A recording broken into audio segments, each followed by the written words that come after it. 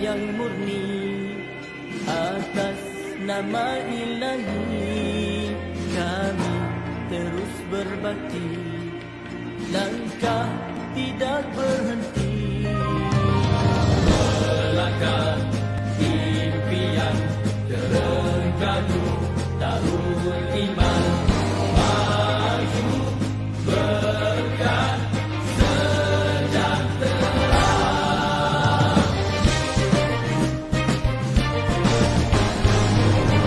Maju Terengganu, maju di bawah suluhan wahyu, rakyat berdaya saing, kita gerak seiring, tiada yang ketinggalan, kerana adil pengagihan, juga seimbang tumpuan, bersama kita buktikan berkat bumi ini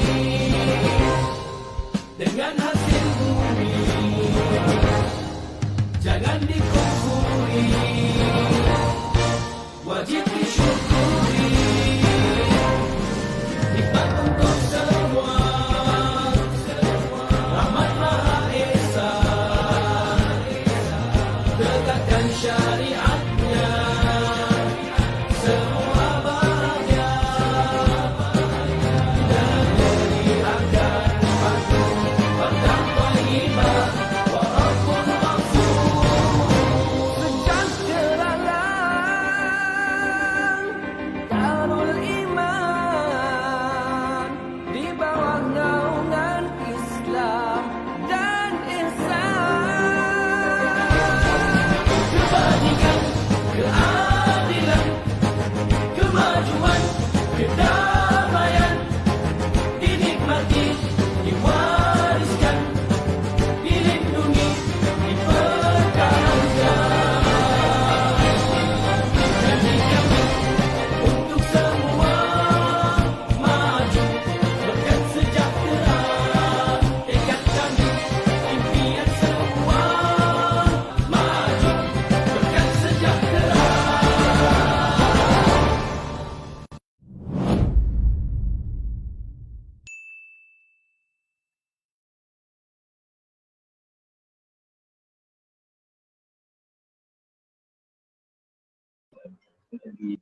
Ingat apa sih?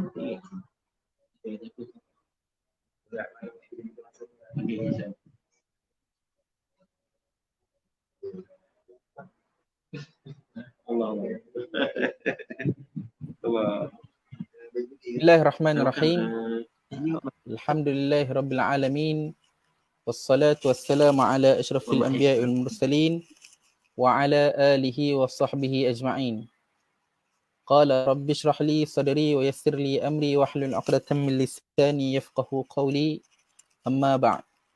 Sama-sama kita buka majlis kita pada malam ini dengan bacaan Ummul Kitab Al-Fatihah. Auzubillahi minasyaitonirrajim.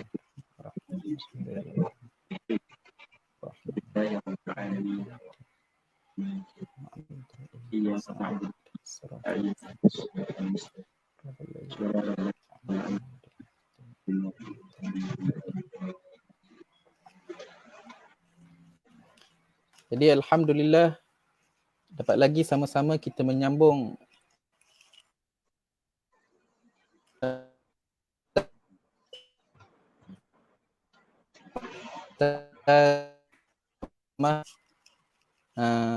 seluruh asatizah yang sama-sama dapat hadir bersama dalam talaki kitab online bersama Da'i Dun Buluh Gading pada malam ni. Muslimin, muslimat yang berada dalam live kita pada malam ni boleh share dan like page AIMIK Buluh Gading dan Akademi Didik Ulama Amilin Terengganu. Begitu juga siapa-siapa yang nak bersiaran di YouTube boleh juga, di TV Dakwah Darul Iman. Boleh boleh live di TV Dakwah Darul Iman di channel YouTube. Jadi insya-Allah kita akan sambung pengajian kitab pada malam ni Tanpa melengahkan masa lagi, saya mempersilakan Al-Fadil Ustaz Abu Usamah untuk meneruskan bacaan kitab kita pada malam ini. Falyatafaddal mashkura.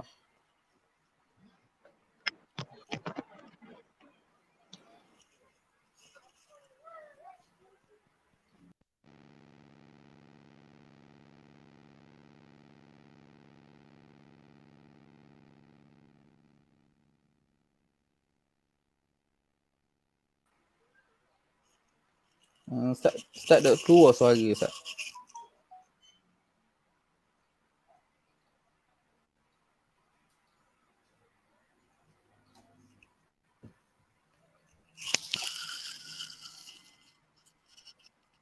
Ustaz tak keluar suara tak keluar.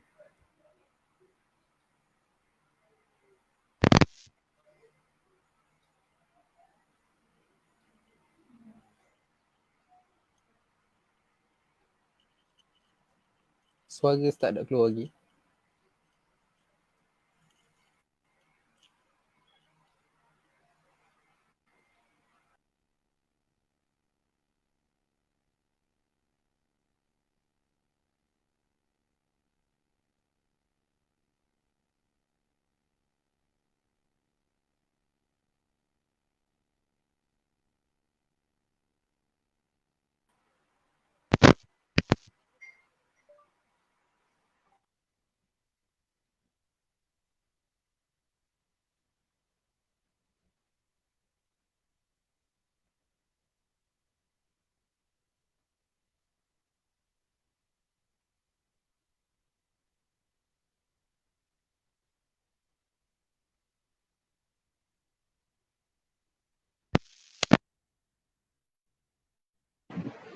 Sekali lagi.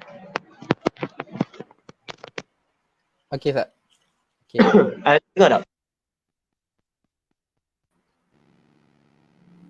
Okey Ustaz, dengar.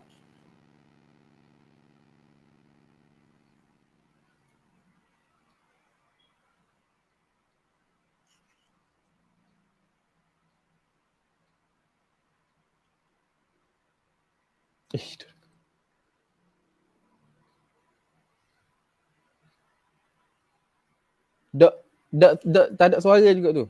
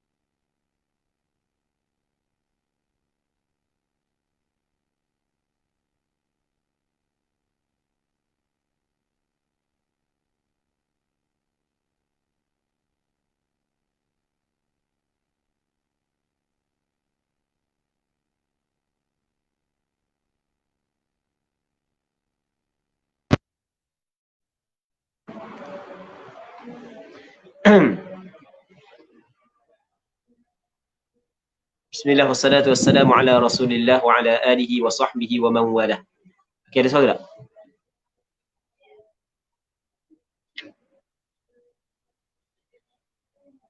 Boleh? InsyaAllah kita sambung balik.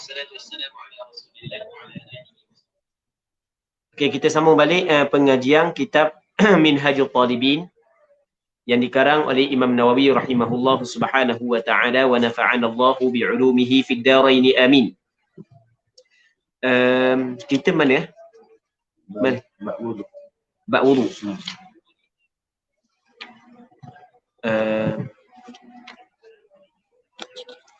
Katanya babul wudu. Bab pada menyatakan wudu. Muslimin muslimat, tuan-tuan, puan-puan yang dirahmati oleh Allah Subhanahu wa taala. Perkataan wudu baca dengan dhammah waw. makna dia adalah penggunaan air pada anggota-anggota yang tertentu. Manakala baca dengan wudu adalah nama bagi air yang kita guna untuk berwudu. Jadi kalau wudu makna berwudu, kalau wudu dengan makna air yang digunakan untuk berwudu. Jadi di sini kena baca babul wudu. Katanya farduhu sitah. Fardunya wudu ada 6. Fardu wudu ada 6. Dia farduhu mubtada, sitah khabar. Dia perkataan fardun mufrad. Dia di antara dalam ilmu nahwu lah, kita sebut ilmu nahwu sikit, antara syarat mubtada khabar mesti kena sama. Kalau mubtada isim mufrad, khabar kena isim mufrad. Kalau mubtada musanna, khabar kena musanna. Kalau mubtada jamak, khabar kena jamak. Sekarang ni kalau kita tengok fardu tu adalah isim mufrad. Sedangkan sitah tu makna dia banyak. Jadi kalau kira bermasalah lah. Tapi sebenarnya ni tak ada bermasalah lah. Cuma nak cerita je. Imam Nawawi guna perkataan fardu dengan lafaz mufrad kerana lafaz fardu di sini dia jadi umum. Apabila dia jadi umum, maka boleh khabar, dibuat khabar dengan lafaz sitah. Dia jadi umum kat mana? Jadi umum gini. Perkataan fardun adalah mufrad, dia idafah kepada hu. Dia kita dalam kaedah ada menyebut mufradun mudafun faya'ummu. Mufrad yang diidafah dia menjadi umum. Jadi perkataan farduhu ni maksudnya adalah fardu wudu ada 6. Ahaduha, yang pertama daripada 6 adalah niyatu raf'i hadas. Niat mengangkat hadas. Yang pertama adalah niat mengangkat hadas. Aw istibahati muftaqirin ila tuhrin, ataupun niat mengharuskan sesuatu perkara yang perlu kepada bersuci. Dia yang pertama daripada fardu wudu ataupun rukun wudu adalah niat. Sama ada seorang tu niat ketika dia berwudu, niat untuk mengangkat hadas, ataupun dia niat mengharuskan perkara yang perlu kepada bersuci. Itu makna istibahati muftaqirin ila tuhrin. Au ada'i fardil wudu, ataupun menunai fardu wudu. Maksudnya niat wudu ni banyak dah. Boleh masa dia ambil air, masa dia letak air pada muka, ataupun masa dia basuh muka saat itu, dalam hati dia niat lagu mana? Niat mengangkat hadas, menghilangkan hadas. Menghilangkan hadas maksudnya menghilangkan hukum hadas. Saja aku menghilangkan hadas yang ada pada anggota-anggotaku. Okey, tu dalam hati. Dah buat benda gini basuh muka nak menghilangkan hadas. Sebab apabila kita ketuk, kita berhadas, untuk menghilangkan hukum hadas adalah dengan kita basuh muka, basuh tangan, sapu pada, basuh kaki. Ataupun dia niat untuk mengharuskan perkara yang perlu kepada bersuci. Ambil air, basuh muka, niat dalam hati untuk mengharuskan suatu benda yang perlu kepada bersuci. Mengharuskan sembahyang, ataupun mengharuskan menyentuh Al-Quran, ataupun mengharuskan tawaf. Baik. Ataupun dia niat untuk menunaikan fardu wudu. Saja aku menunaikan fardu wudu, saja aku berwudu. Pendek kata banyak dah. Benda cara ataupun niat berwudu tu banyak dah. Jadi katanya wa man dama hadathuhu ka mustahadatin kafahu niyyatul istibahati duna ar-raf'i 'ala as-sahih fihima. Barang siapa yang berkekalan oleh hadasnya. Ini berkenaan dengan orang yang daimul hadas. Dan tadi kita khabar antara niat wudu adalah kita niat mengangkat hadas, menghilangkan hadas. Sedangkan orang yang berkekalan hadas dia sentiasa keluar. Hadas dia tidak terangkat, hadas dia sentiasa keluar. Maka ulama dalam masalah ni ulama bincang. Mereka yang berkekalan hadasnya, contoh ke mustahabatin seperti perempuan yang mustahabah, perempuan yang keluar darah istihabah, Seperti perempuan yang keluar dari istihadah, jawab bagi man kafahu niyyatul istibahati, memada akan dia oleh niat mengharuskan. Dunar raf'i, tidaklah niat mengangkat hadas. Maksudnya orang yang berkekalan hadas seperti perempuan yang keluar dari istihadah, ataupun lelaki yang salisul baul, orang yang sentiasa keluar yang kecil, ataupun salisul ghaid, ataupun orang yang sentiasa keluar tahi, ataupun kalau kita ni orang tu sakit terpaksa kena masukkan wayar dalam kemaluan dia, tubik air kecil semua masuk dalam beg dia saat itu. Okey, dia tu daimul hadas. Jadi ketika dia berwudu, maka adakah boleh dia niat mengangkat hadas ataupun tidak?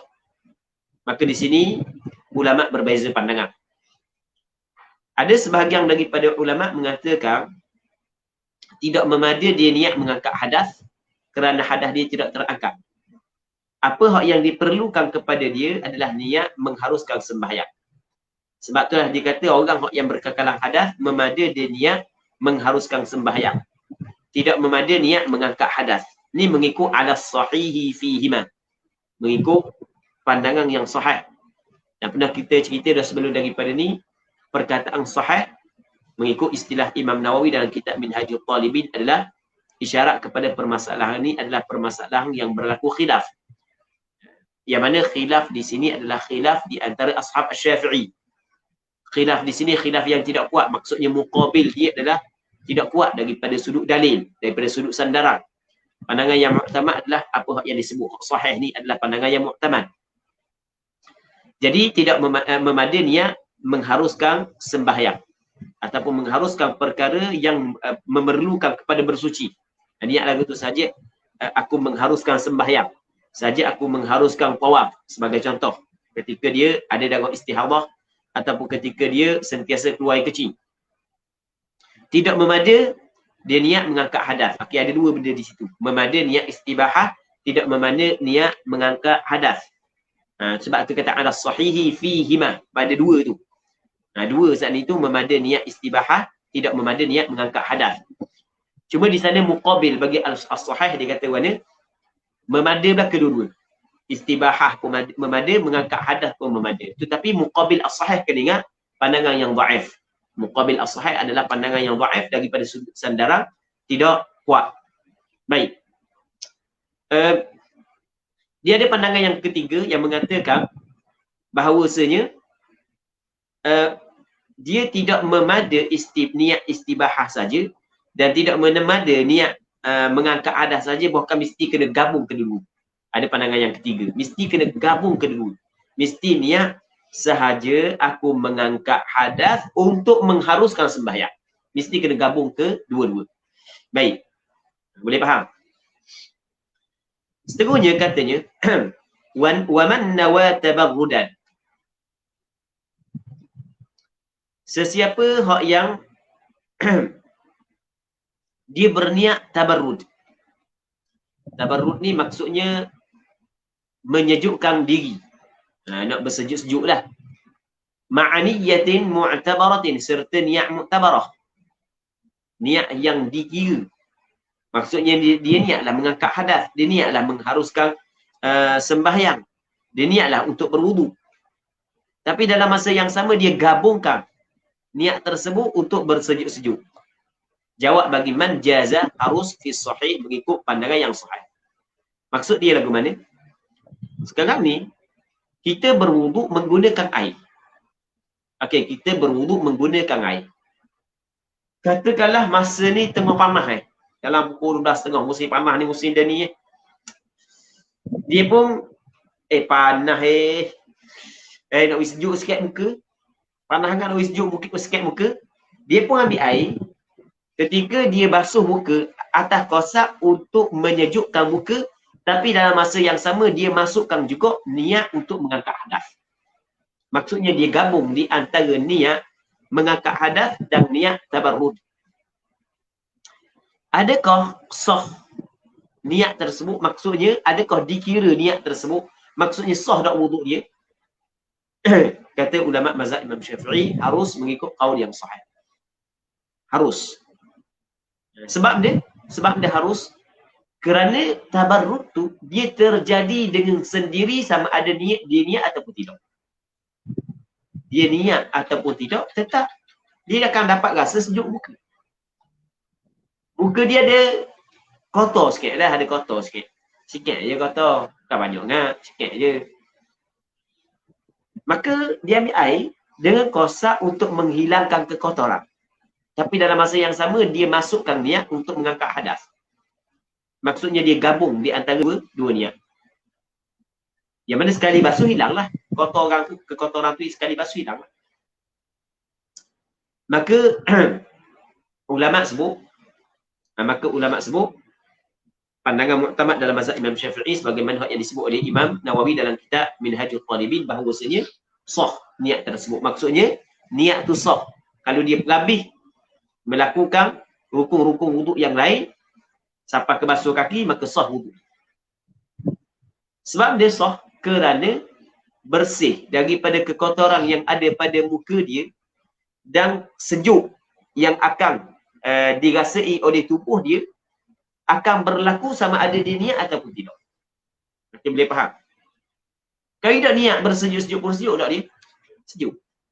Jadi kalau benda yang terjadi walaupun tak niat, kalau dia masukkan niat bersama dengan niat berwuduk, maka kata ulama, sah wuduk dia. Sah wuduk dia. Ya, kalau dalam bab fiqh ni, perbincangan ni dinamakan sebagai perbincangan tasyrikun niyah, nama dia. Tasyrik an-niyah. Maksudnya menggabungkan niat. Suatu perbuatan digabungkan beberapa niat. Dalam masalah ni lagi perbincangan yang panjang sebenarnya. Dan kalau nak tengok perbincangan yang cukup panjang dalam bab ni, boleh dibuka dalam kitab Al-Ashbah wan Nadhair karangan Imam As-Suyuti. Ada Ashbah wan Nadhair karangan Imam As-Suyuti dalam kaedah fiqh al-umuru, rasanya betul dah rasa al-umur maqasidiha.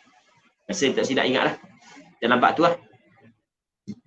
Dan untuk tengok lebih panjang lagi, tengok dalam kitab Al-Mawsu'ah Al-Fiqhiyah Al-Kuwaitiyah dalam madah tasyrikun niyah, dalam madah tasyrik ta shin ra ya kaf. Dia bincang panjang lebar. Mana hak yang boleh, mana hak yang tidak boleh. Biasanya perbincangan tasyrikun niyah hak yang biasa kita dengar adalah selepas daripada Ramadan, sunat kita puasa 6 hari pada bulan Syawal. Adakah puasa 6 hari pada bulan Syawal, puasa sunat boleh digabungkan dengan qada ataupun tidak? Dalam masalah ni ada perbezaan pandangan di kalangan ulama. Mazhab Imam Syafi'i kata boleh. Pandangan muktamad mazhab Imam Syafi'i boleh. Ada alasan-alasan dia. Itu dipanggil benda tasyrikun niyah. Dia ada perbincangan lah. Benda yang ibadat kita gabungkan dengan bukan ibadat. Sah ke tak? Dia. Ni tabarruk bukan ibadat. Kita gabungkan dengan ibadat. Pandangan muktamad sah kerana tabarruk terjadi walaupun tidak niat. Cuma dapat pahala ke tak? Situ ada perbincangan di kalangan ulama. Dapat pahala tak? Sebab sekarang ni dia campur di antara niat ibadat dengan niat benda yang duniawi. Ada pahala ke tak? Ada sebahagian daripada ulama mengatakan tak ada pahala. Sah tu sah tapi pahala tak ada kerana dia telah campur di antara ibadat dengan benda yang lain. Antaranya Imam Izzuddin Ibn Abdis Salam. Imam Izzuddin Ibn Abdis Salam dalam bab ni keras sikit. Bab ni keras sikit dia. Dia kata tak ada pahala sebab dia campur di antara ibadat dengan bukan ibadat. Tak ada ikhlas di situ. Ikhlas ni bersih mesti kerana Allah Ta'ala sungguh dalam melaksanakan ibadat tersebut. Namun Imam Ghazali berpandangan bahawasanya kena tengok Al-Ba'ith. Imam Ghazali dia kata dapat pahala ataupun tidak adalah kena tengok kepada Al-Ba'ith. Maksud dia Ba'ith ni perkara yang mendorong, yang tekang dia, benda yang mendorong, yang tekang dia untuk melakukan perkara tersebut. Kalau sekiranya ba'ith ataupun qasad duniawi lebih banyak berbanding dengan qasad ukhrawi, maka tak boleh pahala. Kalau banyak qasad ukhrawi berbanding dengan qasad duniawi, maka baru boleh pahala. Dia nak ambil air basuh muka saat itu, tujuan dia yang paling besar. Apakah yang mendorong untuk dia buat benda tu? Kalau hak yang mendorong untuk menyejukkan muka, hak tu hak paling kuat, maka ketika tu tak ada pahala. Baik. Tapi kalau sekiranya tujuan dia untuk berwudu, hak yang kuatnya adalah untuk berwudu, sejuk tu sampingan, maka dapat pahala. Dia tengok kepada benda, kepada ba'ith. Jadi, aw ma yundabu lahu wudu'un ka qira'atin fada fil asah. Ataupun orang tu dia berniat barang yang disunatkan baginya wudu. Benda ni tidak disyaratkan berwudu, disunatkan baginya akan berwudu. Contoh, ka qira'atin, seperti membaca Al-Quran. Dia baca Al-Quran tidak disyaratkan berwudu. Berbeza dengan menyentuh Al-Quran. Cuma sunat kita berwudu ketika kita membaca Al-Quran. Sama juga membaca hadis tidak disyaratkan berwudu. Tetapi sunat kita berwudu ketika kita baca hadis. Jadi dia ni, dia ambil air, masa basuh muka dia katakan, sahaja aku mengharuskan baca Al-Quran. Akhirnya gitu. Sahaja aku mengharuskan baca Al-Quran. Dalam hati dia gitu. Dia ambil air, dia basuh muka, dia kata sahaja aku mengharuskan membaca Al-Quran. Sedangkan baca Al-Quran tidak disyaratkan berwudu. Dia harus walaupun tidak ada wudu. Baik, itu maksudnya dia niat untuk mengharuskan perkara yang disunatkan baginya berwudu. Benda ni tidak disyaratkan berwudu. Maka fala, maksud benda fala, maka tidak harus. Fala ay fala yajuzu lahu dhalik. Maka tidak harus baginya demikian itu. Maksud tidak harus, tidak memada. Tidak memada fil asah. Sebab kita kata fala yajuzu, sebab dia kata jaza tadi. Sebab ma yundamu atas pada tabarrudan. Tak kadang wa man nawa, sesiapa yang berniat ai biwudu'i dengan wudu'nya, ma yundamu lahu wudu'un, perkara yang disunatkan baginya berwudu, bukan benda tu benda hak yang diwajibkan, tapi benda tu benda hak yang disunatkan sahaja.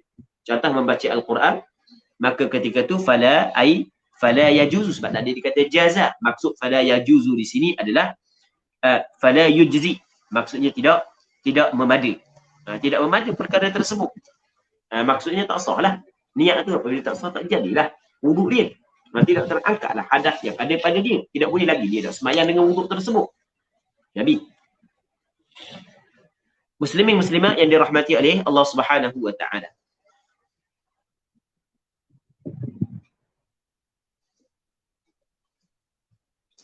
Dalam perbincangan bab niat, antara perkara yang dibincangkan oleh ulama dalam bab niat adalah masa niat. Kita ada hakikat niat. Kita ada tempat niat. Kita ada masa niat. Kita ada hukum niat. Kita ada kaifiat niat. Kita ada syarat niat. Dan kita ada maksud niat. Ini 7 perkara yang dibincang dalam bab niat. Haqiqatun, hukmun, mahallun, wa zaman, kaifiyatun, wa syartun, wa maqsudun hasan. Kaifiyatun wa syart, kaifiyatun, syartun, wa hukmun, wa maqsudun hasan. Ini 7 perkara yang dibincang dalam bab niat. Hakikat niat. Apa makna niat? Niat, kata ulama, qasdu syai' muqtarinan bi fi'lih. Qasad sesuatu serta dengan buat. Itu niat. Yang keduanya, tempat niat. Tempat niat, mahallun niyah al-qalb. Dengan sepakat ulama. Tidak disyaratkan berlafaz dengan niat. Sepakat ulama. Okey, itu dipanggil benda tempat niat. Antara benda yang dibincang adalah benda masa niat. Bilakah masa kita nak niat? Ketika kita tak ada wudu, kita duduk dalam rumah kita, kita nak pergi masjid, kita kata kita masuk dalam tandas sekejap. Tujuan dia masuk dalam tandas, tujuan nak ambil wudu. Adakah niat kita saat ni tu untuk kita berwuduk masa kita duduk dalam bilik kita sebelum daripada masuk ke tandas, dikirakan niat wuduk dah situ ataupun tidak? Ini dibincang.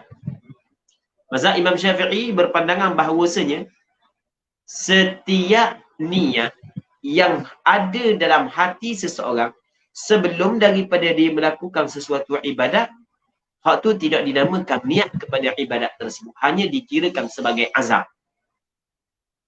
Niat yang dikira adalah ketika permulaan dia melakukan ibadat. Ni kita cover secara umum. Cuma ada beberapa permasalahan yang dikecualikan daripada keumuman ini.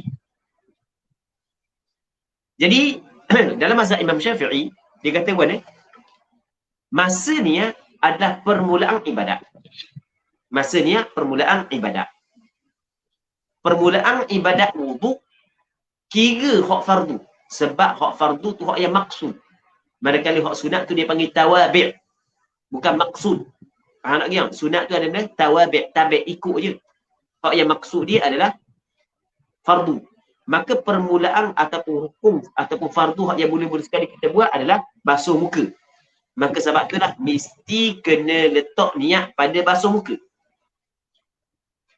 Tu kata pengarang kita wa yajibu qarnuha bi awwalil wajib, dan wajib menyertakannya niat dengan permulaan muka. Maksudnya permulaan muka, permulaan basuh muka. Jadi mana-mana basuhan yang kena pada muka sebelum daripada niat tidak dikirakan basahan wuduk, kena ulang balik. Okey, nampak? Boleh nampak kan? Baik. Kenapakah ulama mazhab Imam Syafi'i mengatakan bahawasanya masa niat adalah permulaan ibadat secara umumnya, secara khususnya adalah basuh muka untuk berwuduk? Sebab apa? Sebab ulama mazhab Imam Syafi'i melihat kepada dalil. Dia faham daripada dalil, bukan melalui pada otak dia. Bukan hukum ni diambil dalam kocek dia. Aku nak buat begini bukan begitu.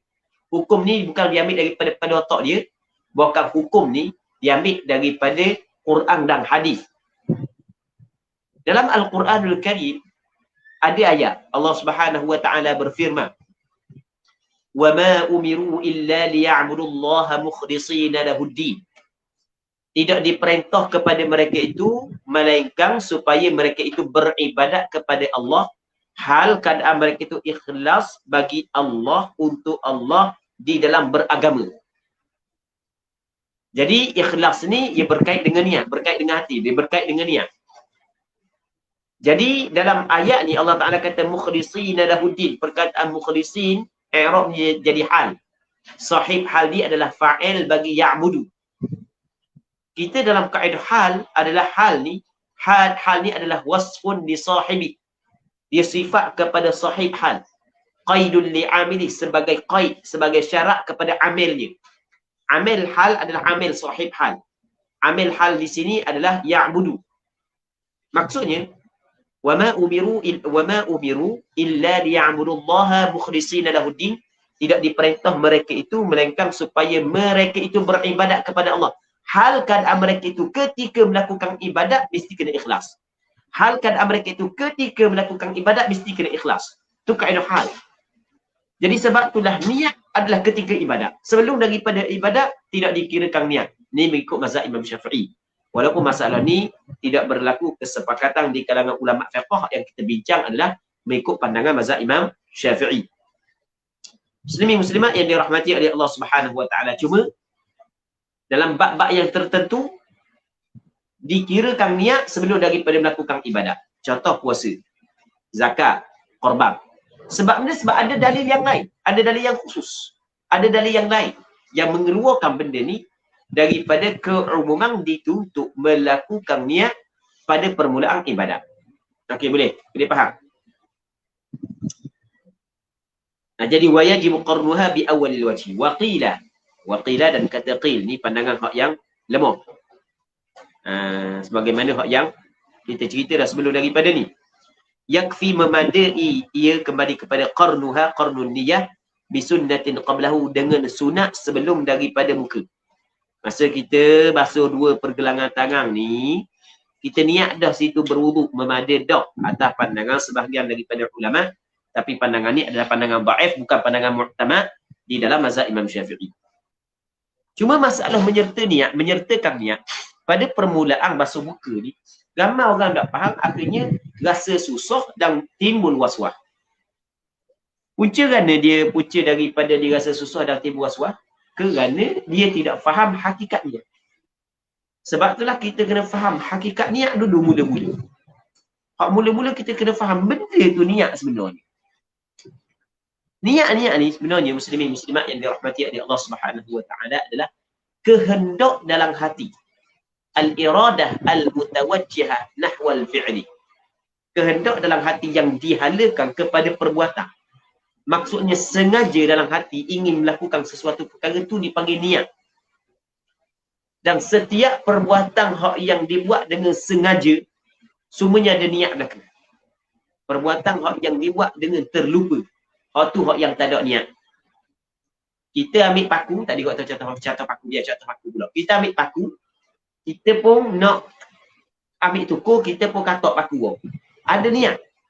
Tiba-tiba kena tangan kita, hak tu tak ada niat. Niat ni segala benda hak yang dibuat dengan sengaja semua ada niat belakang. Kita duduk dalam bilik tadi, nak pergi sembahyang, tak ada wuduk, nak ambil wuduk. Dalam mazhab Imam Syafi'i tu dipanggil azam, tekad. Ada jadi gini. Tapi masa kita pergi buka pahit saat itu memang ada lagi perasaan tu. Nak ambil wuduk sebab kita nak sembahyang. Kita pun ambil air. Masa tok muka tu, ada lagi kesedaran kita bahawasanya kita nak melakukan sesuatu perkara untuk mengharuskan sembahyang. Maka tu dipanggil niat. Tidak mesti kena hati dalam hati sahaja aku ambil wuduk. Kita pergi kat pahit, tujuan aku tadah ni untuk basuh muka, untuk mengharuskan aku sembahyang. Dalam hati kita niat gitu. Ada hadir gitu dalam hati, sedar gitu. Maka itu dinamakan sebagai niat.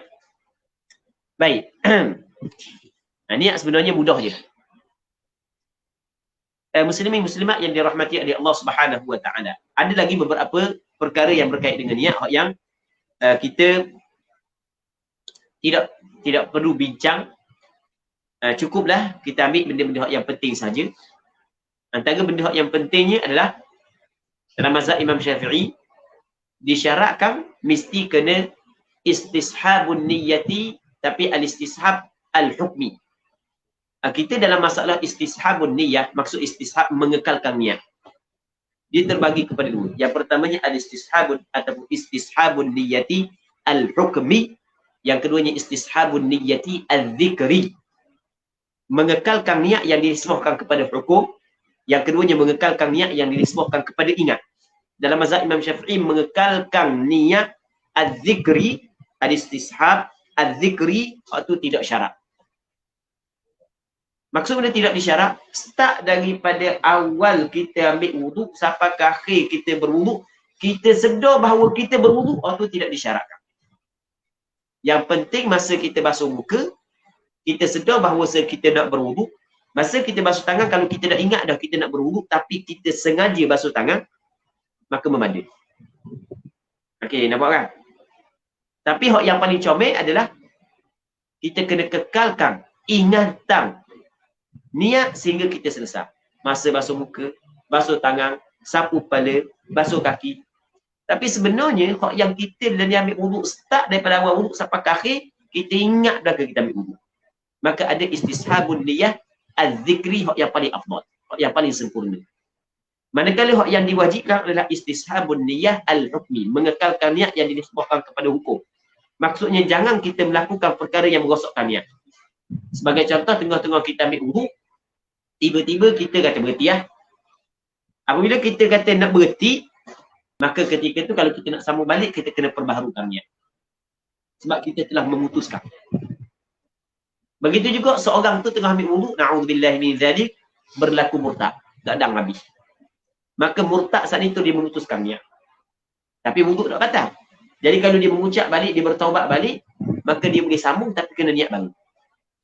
Sebab disyaratkan pada niat adalah istishabun niyyah al-hukmi, mengekalkan niat yang dinisbahkan kepada hukum, iaitu dia tidak melakukan perkara yang membatalkan niat.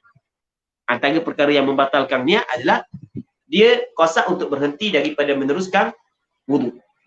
Sedang-sedang dia ambil wudu. Ataupun dia saat ni tengah-tengah dia ambil wudu, ada kosak dalam tiba-tiba berlaku murtad, wal'iyadzubillah, na'udzubillah bidzalik, maka kalau dia nak sambung balik lepas daripada dia bertaubat, mesti dia kena perbaharukan niat.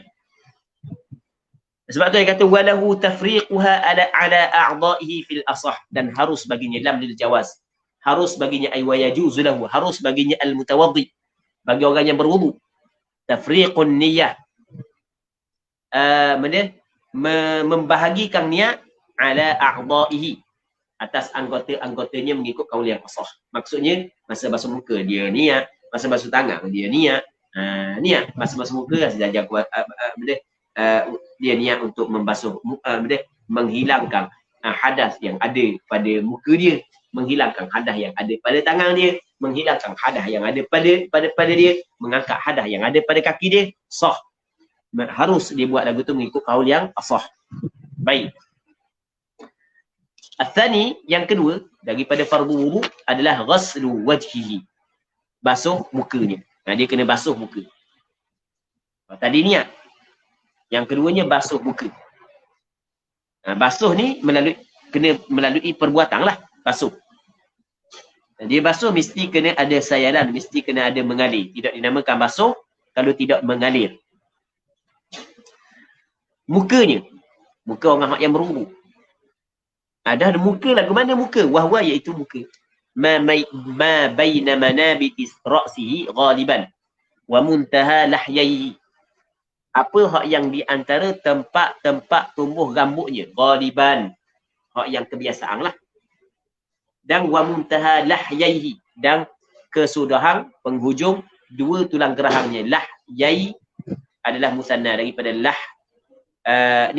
lahyaihi ni, dua tulang gerahang. Kita ada dua tulang gerahang. Di satu. Baik. Kalau lihyah makna janggut. Lahyun makna ni. Dua tulang gerahang. Lahyaihi. Ini dua tulang gerahang ni. Okey, daripada tempat tumbuh rambut yang kebiasaan sini sampai sini. Ni daripada sudut bujur dia. Lebar dia pula wa ma baina udhunaihi, barang yang di antara dua telinganya ni, tepat anak telinga ni hingga kepada telinga ni, lebar dia. Kata ulama faminhu mawdhi'ul ghamam, dan daripada muka tempat ghamam, tempat tumbuh rambut atas dahi. Ada setengah orang atas dahi pun tumbuh rambut. Ini dipanggil mawdhi'ul ghamam. Orang yang tumbuh rambut atas dahi dinamakan dia sebagai agham. Sebagai agham. Orang yang ada rambut atas dahi. Dia orang Arab dulu tak sukalah. Orang yang ada rambut atas dahi sampai sini pun ada dahi, ada rambut, dia tak sukalah. Sebab dia kata orang yang ada rambut atas dahi menunjukkan bahawasanya dia saat ni tu bodoh, penakut, kerkut. Ada tiga sifat dia di situ. Dia tak uraya lah. Tapi benda bodoh ni boleh belajar, boleh jadi cerdik. Penakut ni boleh latih jadi berani. Baik, bakhil boleh usaha untuk jadi pemurah. Tapi maksudnya tu sifat hak yang semula jadi. Alamat dia begitu. Tu pegangan sebahagian daripada orang Arab. Tanda dia gitu dia kata.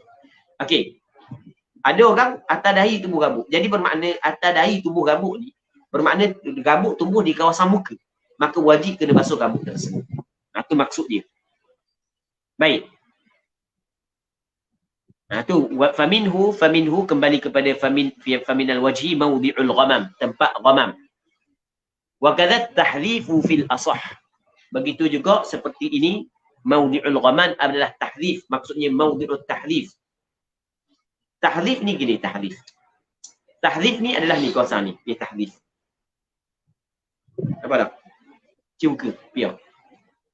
Ni tahdhif. Dia tahdhif daripada perkataan halfun, buang. Orang Arab dulu, orang puang ni nak pergi nampak muka luar, dia buang ni. Hak ni juga daripada muka fil asah, kaul asah. Jadi kita nak tahu mawdu'ut tahdhif ni kita ambil benang dalam kitab kita ambil benang, Kita pun tak atas telinga, kita pun tak atas straight tarik ni. Atas ni atas dahi cakap kita. Ni atas muka kan. Atas ni atas dahi tarik. Hak mana hak yang bawah masuk ke muka tu dinamakan sebagai benda maudi'u at-tahlif. Jadi maudi'u at-tahlif dia masuk dalam kawasan muka. Tapi pandangan ni sebenarnya bukanlah pandangan mu'tamad. Ni mengikut apa hak yang dipilih atau diterjih oleh Imam Rafi'i. Nanti kita akan tengok apa yang diterjih oleh Imam Nawawi lepas daripada ni. Lan naz'atan. Tidak naz'atan. Naz'atan dia tidak masuk dalam kawasan muka. Naz'atan mana naz'atan ni? Wahuma dan naz'atan ni dua naz'at. Ni dua naz'at. Baik. Bayadan. Dua putih putih yaktanifani an-nasiyah, yang meliputi keduanya akan nasiyah ubung-ubung. Ni yang kita kata ni ada sebuah ni dipanggil nasiyah naz'atan. Ni satu naz'ah, ni satu naz'ah. Dia tidak termasuk di dalam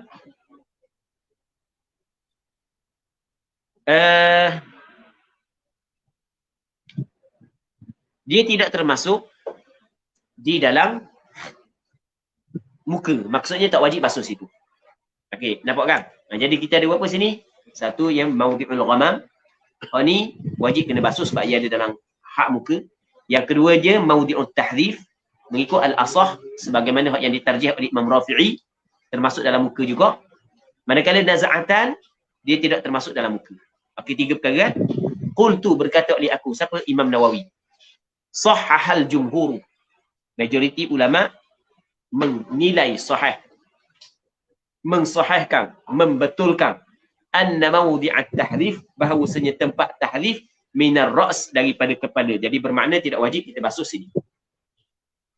Dan pandangan ni sebenarnya pandangan hak yang mu'tamad, wallahu a'lam. Jadi maksudnya Imam Rafi'i dalam kitab Muharrar mengatakan mawdi'ut tahrif daripada muka wajib kena basuh. Manakala Imam Nawawi menyebut bahawasanya majoriti ulama mengatakan mawdi'ut tahrif daripada kepala, bukan daripada muka, maka tak wajib basuh. Okey. Jelas Wallahu a'lam. Seterusnya katanya wa yajibu ghaslu kulli hudbi, dan wajib kena basuh setiap bulu mata. Dia hudb ni bulu mata ni bulu mata. Bulu yang tumbuh atas kelopak mata. Wa hajibin, dan hajib bulu keni, ni bulu keni. Wa idhar, dan idhar ni saibeng. Orang Terengganu kata saibeng. Orang luar tak tahu panggil dia ni. Orang luar panggil dia. Tahu kan? Saibeng tak? Sama. Betul kan? Ini saibeng ke? Betul. Apa betul saibeng? Saibeng kan, sama kan? Baik. Wa syarib, dan syarib. Syarib ni misal. Khad, dan pipi. Maksud pipi ni adalah bulu yang tumbuh atas pipi. Ada orang yang banyak jambang ni, sampai ke atas pipi pun ada bulu. Ni. Atas pipi pun ada bulu. Wa anfaqatin, dan anfaqah. Ni anfaqah. Orang Terengganu kata bulu sepak, janggut sepak. Ikan sepak. Tahu ikan sepak? Yang ada janggut dua. Tapi kita bukan dua, banyak ni. Anfaqah. Wajib kena basuh belaka. Sya'aran wa basharan. Bulu dan kulit. Maksudnya benda bulu dan kulit wajib basuh bahagian luar dan bahagian dalam. Bulu mata wajib basuh luar dan pangkal dia. Bulu keni atas dan pangkal dia. Izar pun sama. Tengok izar pun sama. Bahagian luar dan bahagian dalam dia. Misal sama, bahagian luar, bahagian dalam. Bulu yang di atas pipi sama. Bulu ni anfaqah pun sama. Baik. Jadi ada lagi hak yang kita kena sebut izar. Dia ada orang puang, dia izar dia panjang. Izar dia panjang. Dia izar ni izar dia panjang, keluar daripada hak muka. Dia kena ingat dalam mazhab Imam Syafi'i ataupun dalam mazhab Imam Syafi'i, dia mabnal wudu' ala al-ihtiyat. Wudu' ni dibina di atas ihtiyat, mengambil langkah berhati-hati. Mabnal wudu' ala al-ihtiyat ataupun ala al-ihtiyat, di atas mengambil langkah berhati-hati, berjaga-jaga. Jadi bulu yang tumbuh dalam kawasan muka, kalau dia berada dalam kawasan muka wajib kena basuh. Kalau dia keluar daripada kawasan muka sekalipun wajib juga kena basuh. Okey, nampak kan? Kepala kita boleh sapu rambut yang ada atas kepala. Tapi dengan syarat rambut saat itu duduk dalam kawasan kepala. Kalau rambut tu pangkal di dalam kepala, tapi kalau kita tarik tubik daripada kepala, hak tubik tak boleh. Tak boleh sapu. Sebab dia ambil langkah ikhtiar. Faham? Cuma bagi ni, segmen orang puan hak panjang, hak luar daripada hak muka ni, ada pandangan yang kedua mengatakan tidak wajib basuh sampai kepada batin dia. Pandangan yang kedua kata tidak wajib basuh batin, tapi zahir kena basuh. Dan ada juga pandangan kata tak wajib basuh. Tapi sebaik-baiknya orang puan biar basuh. Sebaik-baiknya orang puan. Baik. Seterusnya dan kata qil la yajibu batinu anfaqatin kathifah. Ada pandangan sebahagian ulama mengatakan tidak wajib batin di dalam anfaqah ni, anfaqah kathifah yang tebal. Kalau anfaqah yang tebal dia mengambil hukum janggut yang tebal, tak wajib dalam, luar je wajib. Atau ada pandangan. Katanya wal lihyatu in khaffat kahudbin. Jadi kalau janggut, lihyah ni janggut. Janggut. In khaffat jika nipis, hukum dia adalah kahudbin, seperti bulu hudb. Ni bulu mata. Wajib basuh luar dan dalam. Janggut kalau nipis wajib basuh luar dan wajib basuh dalam. Kalau nipis. Wa illa falyaghsil zahiraha. Dan jika tidak, maksudnya jika tidak nipis, maksudnya tebal janggut tersebut, maka hendaklah dibasuh hak zahirnya sahaja. Maksudnya hak batin tak wajib basuh. Cuma ukuran nipis dengan tebalnya, kata ulama, adalah orang hak yang cakap dengan dia, dia panggil majlis takhatub. Orang hak yang duduk dalam majlis takhatub lebih kurang dalam 1.5 meter dengan dia, kalau tengok tak nampak pun kulit hak yang berada di bawah janggut, maka tu dipanggil tebal. Kalau nampak, nipis. Kalau separuh nampak, separuh tak nampak, tetap wajib kena basuh luar dalam. Macam ramai orang kita kan, separuh nampak, separuh tak nampak. Tempat tebal sikit tak nampak. Ada banyak tu hak tak nampak, hak lain nampak belaka. Maka kira nipis. Wajib kena basuh luar dan dalam. Kita basuh ni bukan mesti kena yakin 100%. Bukan. Maksud dia, lepas daripada basuh saat itu, kita kena cari alat. Setiap inci di muka kita tu, yakin kena belaka. Tak. Cukup dengan benda ghalabatul dhann, kuat sangkaan. Sangkaan kuat bahawasanya kata dah dua dalam. Beres kan? Wa fi qaulin, dan pada satu pandangan, la yajibu ghaslu kharijin 'anil wajhi. Tidak wajib basuh hak yang keluar daripada muka. Ingat tak tadi kita tadi. Hak yang keluar daripada muka maksudnya benda tu tumbuh daripada muka, tapi keluar daripada kawasan muka, maka tidak wajib basuh.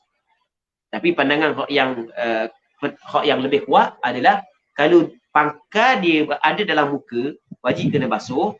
Lepas tu hak yang keluar daripada hak muka, tetap juga kena basuh. Sebab dia, kita kata bodoh, mabnal wudu' ala al-ihtiyat. Wudu' diasaskan di atas ihtiyat. Berhati-hati. Baik. Al-thalith, yang ketiga. Okey, kita berhenti sini dulu untuk malam ni sebab 10.30 dah. Cuma kita ada 2 soalan. Yang kita nak jawab malam ni, ada lagi soalan lain. Banyak lagi soalan lain. Cuma kita nak jawab soalan lain, kita nak jawab 2 soalan. Yang mana soalan yang pertama berkenaan dengan masalah wa kullu hajarin li kulli mahalli. Kita sebelum daripada ni, kita ada bincang berkenaan dengan dalam bab istinja tu ada perkataan wa kullu hajarin li kulli mahalli. Setiap batu bagi setiap tempat. Maksudnya kalau kita guna batu untuk beristinja, sama ada qada hajat kecil ke atau qada hajat besar, adakah mesti kita masa setiap kali sapu tu kena belaka tempat tersebut ataupun tidak disyaratkan kena? Dalam masalah ni, ulama dan mazhab Imam Syafi'i sebenarnya berbeza pandangan.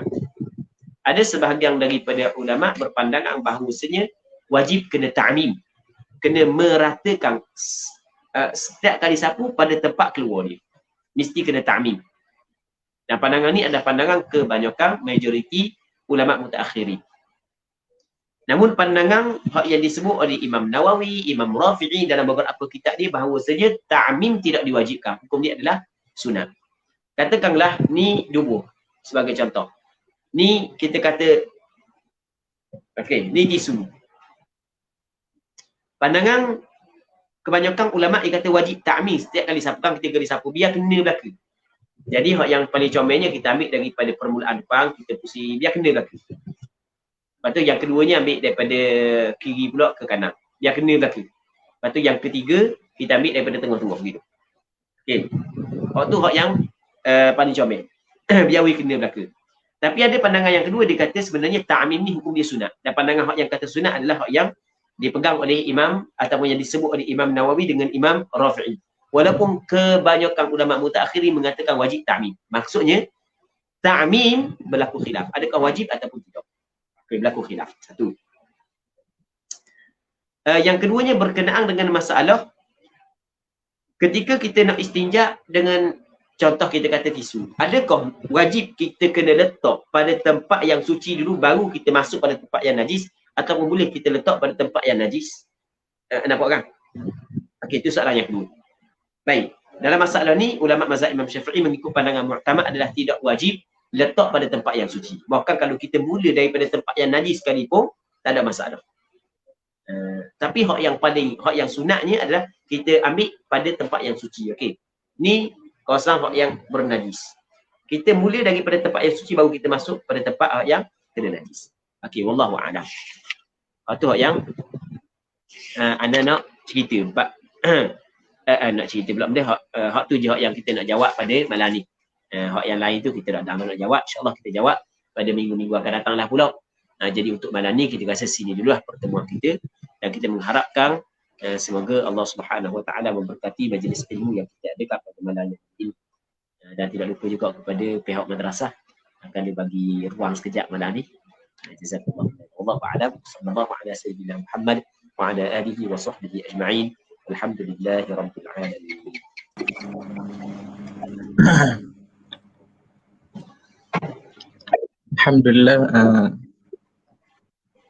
Alhamdulillah berakhir majlis talaki kitab pada malam ni, dan terima kasih kepada Al-Fadil Ustaz Abu Usamah atas bacaan kitab pada malam ni, dan insya-Allah kita akan bertemu untuk siri seterusnya pada esok hari 23 bulan.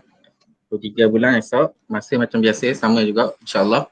Dan sedikit pengumuman untuk program yang kita akan jalankan di Akademi Doa, ya, Akademi Didik Ulama Amilin Terengganu, Akademi Doa. Yang pertama, kita akan bersiarang secara live bersama dengan Al-Fadil Ustaz Abu Usamah dalam slot soal jawab fiqh solah sempena dengan bulan penghayatan ibadah solah yang dianjurkan oleh Esko dakwah yang akan diadakan pada 25 hari bulan Mac, hari Khamis, pukul 10 pagi. InsyaAllah soal jawab ni kita boleh juga komen secara live dalam soal jawab ni. InsyaAllah akan dimoderatorkan oleh Al-Fadil Ustaz Hanis Roslan, Kawai Doa Don Kuala Beran. Yang kedua, program harian talaki kitab bulan penghayatan ibadah solat. Ni masuk minggu keempat dah. Kalau silap saya baca siri yang ke-19. Siri yang ke-19 bacaan kitab Muniatul Musalli minggu keempat. Saya boleh ikuti juga di Facebook dan YouTube Akademi Doa. Dan yang terakhir, program forum siri yang kedua, forum Ikon Da'i bersama selebriti yang kita khas Al-Fadil Ustaz Syed Muhammad Nur Hisham, dan panel kedua Piu Rahmat, dan akan dimoderatorkan oleh Al-Fadil Ustaz Nur Alif Mahari, dan insyaAllah akan bersiaran pada 26 Mac 2021 hari Jumaat terdekat ni pada pukul 9.30 malam.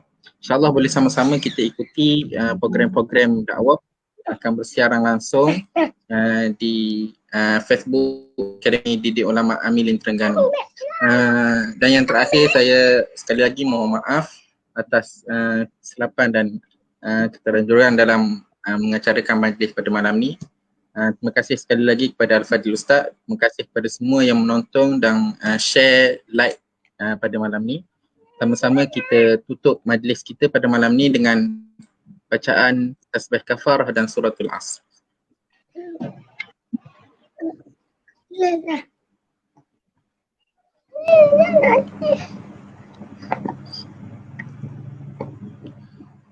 Wallahu a'lam. Assalamualaikum warahmatullahi taala wabarakatuh.